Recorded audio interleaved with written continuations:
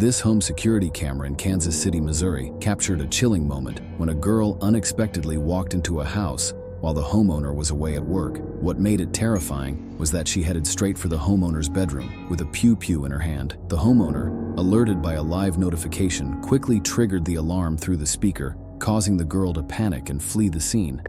What's even more disturbing is that the door was locked, leaving the homeowner wondering how she managed to get inside. The police were called, but it is unknown if she was ever caught.